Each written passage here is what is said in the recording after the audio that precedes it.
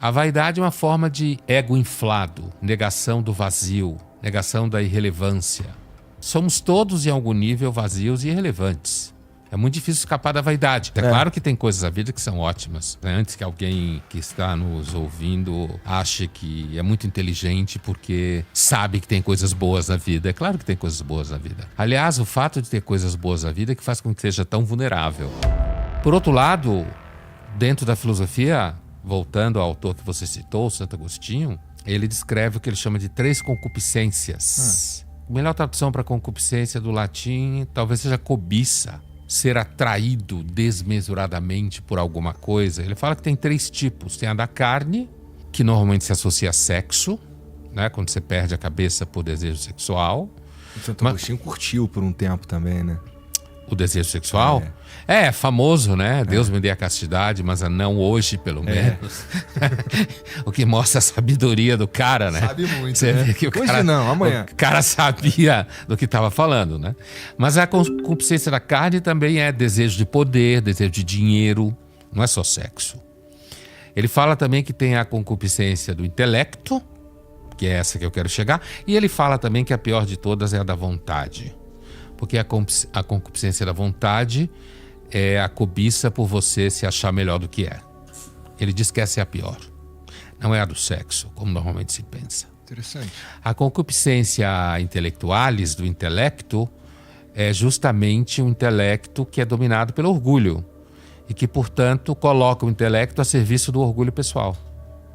Entendeu? Entendi. Então, apesar de que muitos filósofos não pensam assim, eu posso estar completamente errado, eu não acho que um conhecimento, um repertório constituído em filosofia, que ajuda muito e faz você entender o mundo melhor, entender os vacilos, perceber a história das ideias, de como o mundo às vezes não sai do lugar, né?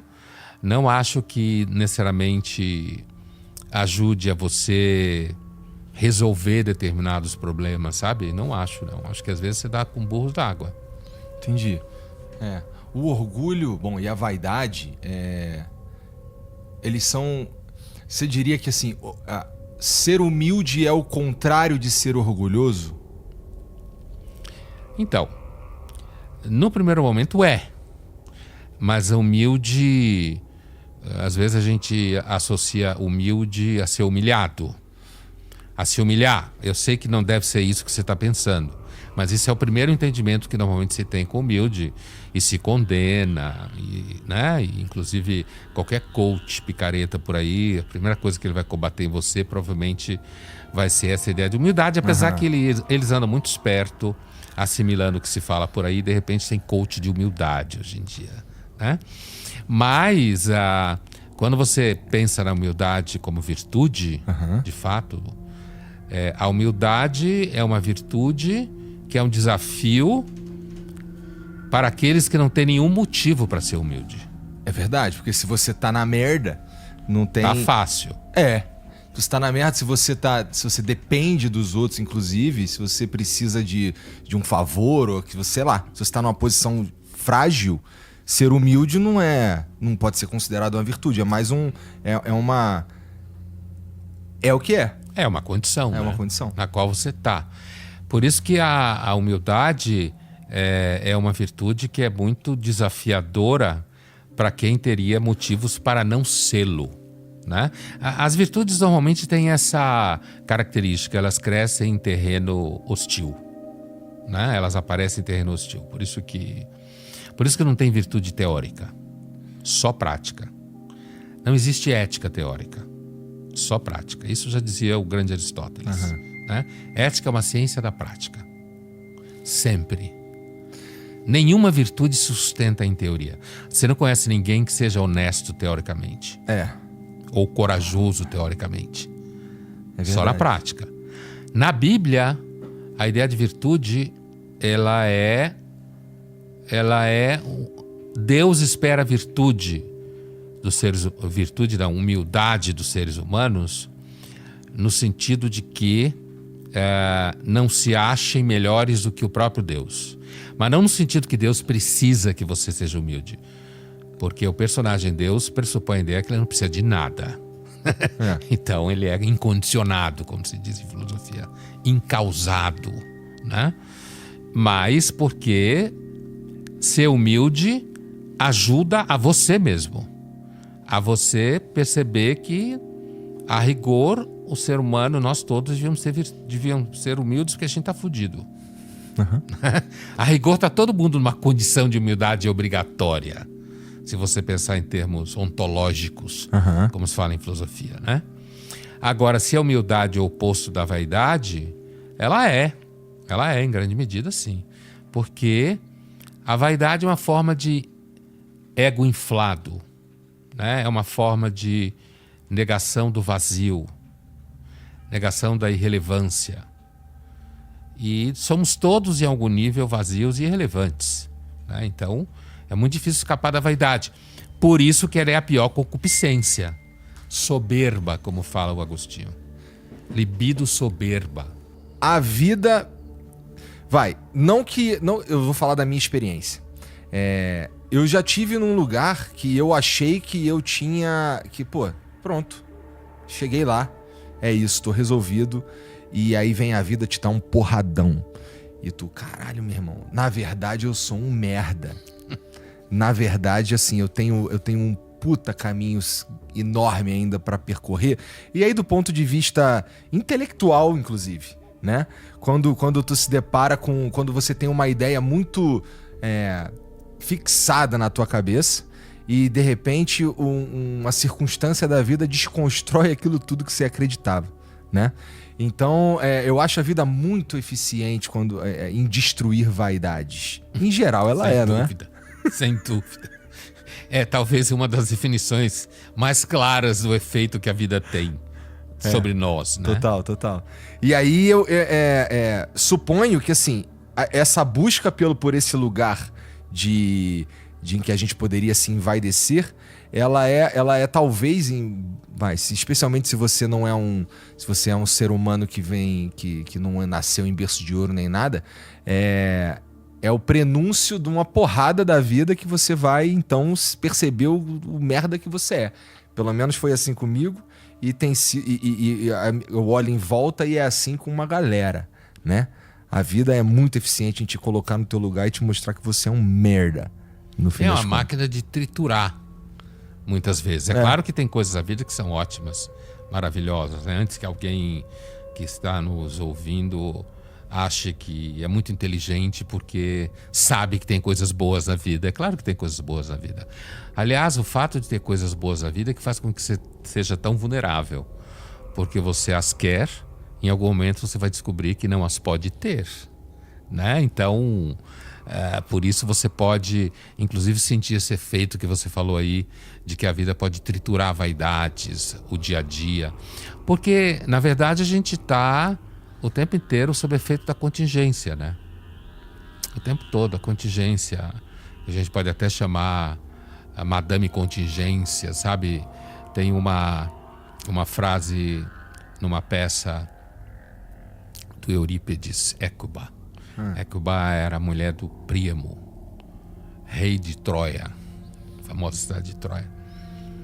E a frase é mais ou menos assim: existirão os deuses para os quais nós oramos, ou seriam eles seres imaginários? E, na verdade, é a cega contingência que reina sobre todas as coisas. Então, assim, de novo, a dúvida sobre a existência dos deuses, ou eles serem seres imaginários, também tem 2.500 anos. É isso que acontece quando você estuda a Grécia. Você tem a impressão que ninguém teve mais nenhuma ideia desde eles. Entendeu? Sobre essas questões, assim, que são muito perenes, né? Como a gente chama em filosofia, constantes. São constantes, né? Tipo a constante estoica, né? Fala-se muito do estoicismo, ou seja, essa constante de você sempre, principalmente quando você tem sucesso. O estoicismo é uma filosofia, o romano principalmente, que é o mais conhecido, é uma filosofia de gente que tem sucesso, que é gente poderosa. Isso eu atestava muito em sala de aula, no tempo que eu dava aula na Casa do Saber, quando a Casa do Saber estava bombando, fazendo muito sucesso, principalmente na primeira década do século XXI e um pouco adiante da segunda década, que era uma escola que tinha normalmente pessoas muito bem financeiramente, porque era cara, né? E o estoicismo encantava muito aquelas pessoas, porque o estoicismo ele mostra muito para você que, na verdade, você tem controle sobre poucas coisas. E a sabedoria toda é você saber identificar quais são as poucas coisas sobre as quais você tem controle, né? E tá sempre sabendo que existe uma regra muito maior, que logos, como eles falavam, que você está submetido a ele é indiferente a você e uma hora você vai para o saco, né? E por isso que o efeito Marco Aurélio, Sêneca, Epiteto também, um escravo que ficou livre, um senador, Sêneca, um César, Marco Aurélio, quer dizer... Esse cara tinha um tempo, né? Imagina, um cara virar... Era comum em Roma a cor púrpura, roxa, sei lá, essa cor aí, que era uma cor típica do imperador, né? E no dado momento ele reflete sobre o fato que essa cor é nada mais fruto de uma substância que era retirada de frutos do mar, como a gente diria hoje, mexilhão, sei lá o quê. E que as pessoas atribuíam um valor enorme, quando na verdade elas só eram fruto de uma tinta que se tirava do mar, né? A capacidade que os seres humanos têm de atribuir valor a uma coisa que na realidade não é nada. É um César falando isso. Não é qualquer um. É alguém que estava no topo do maior império que se conhecia entre Europa, Médio Oriente e Norte da África, né? E até hoje o império que mais durou na história do Ocidente, pelo menos, né? Foi o Império de Roma.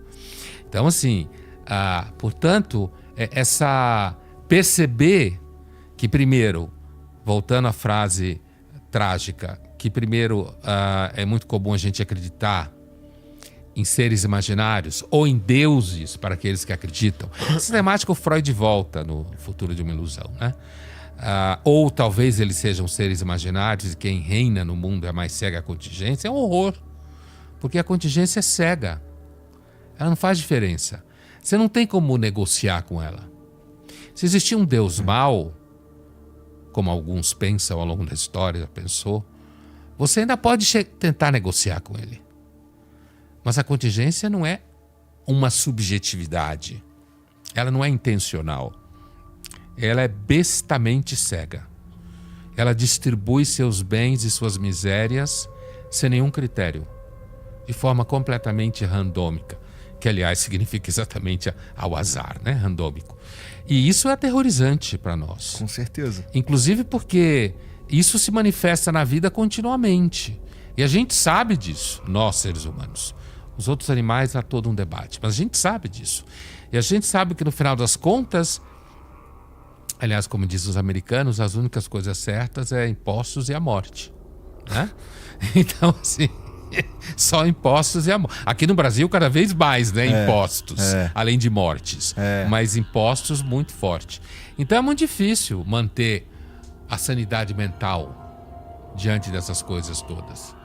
E então pode ser bastante normal se acreditar em Deus, acreditar em vida após a morte, acreditar em alguma forma de mágica.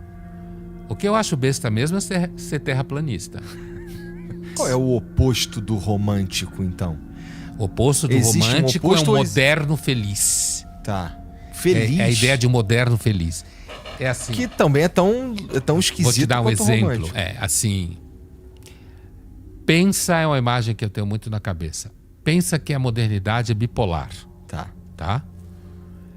Quando ela acorda de manhã na mania, você acorda querendo produzir, dar conta da agenda, com certeza de que você está tendo sucesso e que você vai conseguir mais e que você vai ter saúde para conseguir tudo que você quer.